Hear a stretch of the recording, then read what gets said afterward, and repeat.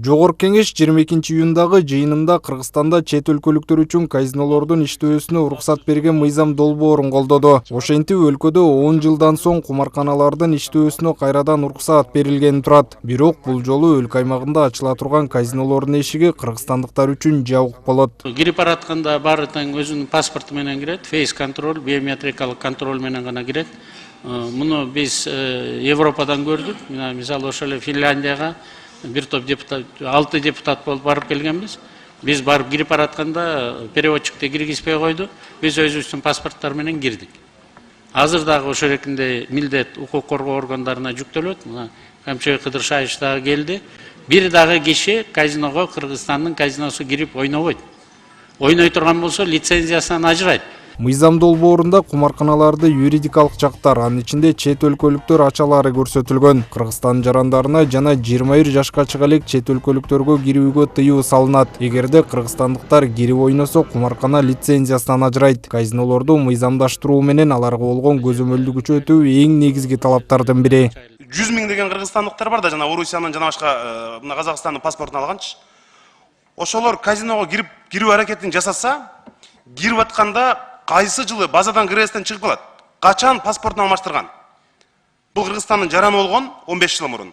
Кийин паспортун алмаштыргандагы деген жана базадан чыгып калат. Ошондой адамдарга дагы киргенге тыюу салышыбыз керек. Ошондо кыргызстандыктар дагы башка мамлекеттин жарандыгын алган биздин мекендештерибиз дагы казиного кире албай калат. Казино боюнча, казиного мына айтып атпайсыңар, ким гарантия берет?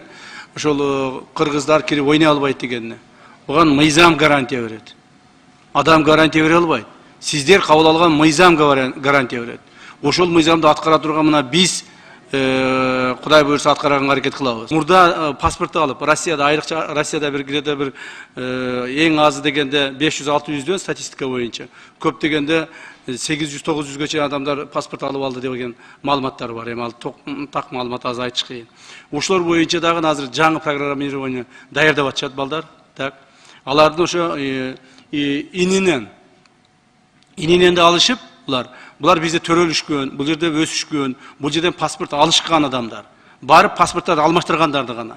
Бирок Россияда барып төрөлүп калса, кыргыздын балдары Россияда төрөлүп атпайбы? Аларга биз маселе кыла албайбыз. Бул мыйзам долбоору ири суммадагы киреш алып келүүчү экономикалык документ экендиги айтылды. Министрлер кабинетинин төрагасы Акылбек Жапаров бул мыйзам жылына 2 миллиардтан 5 миллиард сомго чейин киреш алып келээрин билдирди. Буга кошумча 10 миңден ашык кыргызстандыктар жумуш менен камсыз болушу мүмкүн деп болжолдонууда. Бизде эми салыктан башка дагы доходубуз болуш керек да.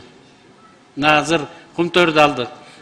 Камбар атаны курайлы деп атабыз. Камбар атанын биринчи агрегаты 5-6 жылдан кийин эле кетет да. 5-6 жылга чейин бөлөк диверсификация жасабасак, жалаң эле салыктан көз каранды болсок, мына көрсөтпөдү коронавирусту, урматтуу депутаттар. 350 миллион доллар дүйнө жүзүнөн карыз калдык.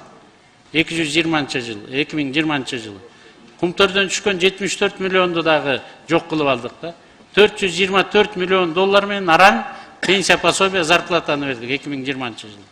Анан азыр өкмөт диверсификация кылайлы деп атабыз. Жалаң эле салык эмес, бирок мына ушул эркинде туризмден дагы бизге акча түшсө жакшы болот эле деген ниет менен баратабыз. Парламент депутаттарынын көпчүлүгү Кыргызстанда чет элдиктер үчүн казино ачууну колдосо каршы болгондор да жок эмес. Кумарканага уруксат берүү үчүн мыйзамды кабыл алууда регламент шарты бузулду деген эл өкүлдөрү бюджетти кумар оюндарынан башка жол менен дагы толтурса болот дешет. Дүйнөдө болуп атат, бул оюн зооктордон акча таап атат. Мисалы үчүн бул жерде аргументти түшүнсө болот. Бирок аны биз эмес, өкмөт өзү чечиш керек болчу. Каалаган учурда ачып, каалаган учурда чечиш. Жогорку Кеңештин деңгээли эмес бул. Жогорку Кеңеш андай маселеге киришпеш керек да. Өкмөткө акча керек болсо, өзүнүн мойнуна жоопкерчилик алсын. Анын элди дүрбөрөң кылып каалайбызбы, бизде 70% мусулман деп айтып атабыз. Мындай иш керек. Мен силерге ачык эле айтам, мен өз убагында барып көргөнмүн. Кудай сактасын, барбаш керек, кереги жок. Бул жамандык алып бара турган иш да. Андан көрө жумуш кылып туруп, бирдеме имарат куруп, соода саттык кылып, кичине тиричилик кылып байыган жакшы болот да. алтын кенди иштетип. Кумар оюндарынын кесепети жарандар үчүн көп болуп, Кыргызстанда казинолордун ишине 2012-жылы тыюу салынган. Ошол мезгилге чейин кумарканалар эң кирешелүү тармактардын бири болчу. Эскерте кетсек, депутаттардын колдоосун тапкан Кыргызстандагы оюн зоок иши жөнүндө мыйзам долбоору эми президентке жөнөтүлөт. Ага мамлекет башчысы кол койгон күндө гана чет элдиктер үчүн казинолор ачылат. Автандил Бактыбеков, Чумой Исманалиев, СТВ.